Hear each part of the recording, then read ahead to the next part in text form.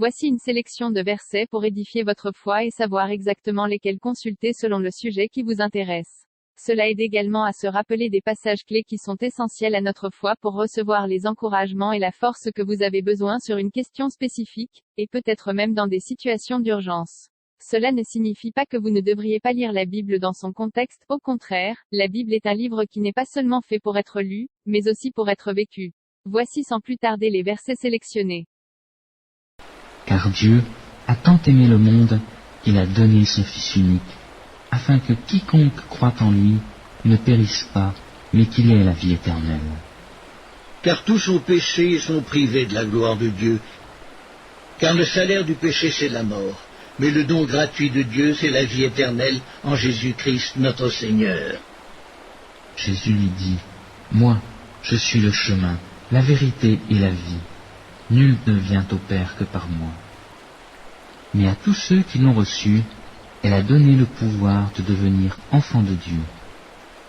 Jésus lui répondit, en vérité, je te le dis, si un homme ne naît de nouveau, il ne peut voir le royaume de Dieu.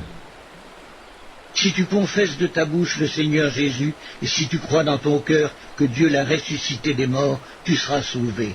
Car c'est en croyant du cœur qu'on parvient à la justice, et c'est en confessant de la bouche qu'on parvient au salut, selon ce que dit l'Écriture. Car c'est par la grâce que vous êtes sauvés, par le moyen de la foi. Et cela ne vient pas de vous, c'est le don de Dieu. Ce n'est point par les œuvres, afin que personne ne se glorifie. Il nous a sauvés, non à cause des œuvres de justice que nous aurions faites, mais selon sa miséricorde, par le bain de la régénération et le renouvellement du Saint-Esprit. Paul et Silas répondirent, « Crois au Seigneur Jésus et tu seras sauvé, toi et ta famille. » Celui qui ne se confie pas au Fils ne verrait pas la vie, mais la colère de Dieu demeure sur lui. Je leur donne la vie éternelle, elles ne périront jamais, et personne ne les arrachera de ma main. Si quelqu'un est en Christ, il est une nouvelle créature.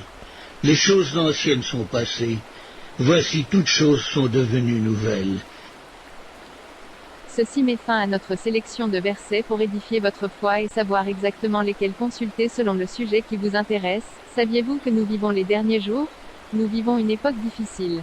Des quatre coins de la terre nous parvient un flux perpétuel de mauvaises nouvelles, malheurs et troubles sociaux. Après examen des faits, des millions de gens sont parvenus à la conclusion que le signe des derniers jours décrit dans la Bible se réalise aujourd'hui. L'histoire confirme que la Bible est bel et bien un livre aux prophéties infaillibles. Si vous n'avez pas encore reçu Jésus comme votre sauveur, s'il vous plaît, cliquez sur le lien de cette page. Si vous êtes disposé à donner votre vie à Jésus maintenant, si vous désirez le faire pour obtenir le salut, répétez sincèrement et avec foi cette simple prière. Je reconnais devant Dieu que je suis pécheur. À compter de ce jour, je me détourne sincèrement de mes péchés. Je crois que Jésus-Christ est le Fils du Dieu vivant, qui a été crucifié pour moi, qu'il est ressuscité pour ma justification. Je le reçois maintenant et le reconnais pour mon Sauveur et Seigneur personnel au nom de Jésus-Christ, le Fils du Dieu vivant. Seigneur Jésus, j'ai besoin de ton pardon. Lave mes péchés par ton sang précieux. Je me repens pour toute chose mauvaise que j'ai faite. Merci d'avoir payé la pénalité de mes péchés lorsque tu es mort sur la croix. Je voudrais me détourner de ma nature pécheresse pour plutôt te suivre. Seigneur, je t'ouvre mon cœur et je t'invite à venir dans ma vie, et à faire de moi la personne que tu veux que je sois. Jésus, je t'accepte comme mon Seigneur et Sauveur. S'il te plaît, remplis-moi de ton Esprit Saint et prends le contrôle de ma vie. Au nom de Jésus-Christ, Amen. Félicitations! Vous avez pris une décision qui va changer votre vie. Peut-être vous demandez-vous, et maintenant, que dois-je faire pour suivre Dieu? Assurez-vous que vous comprenez bien ce qu'est le salut. Trouvez une bonne église qui enseigne la Bible.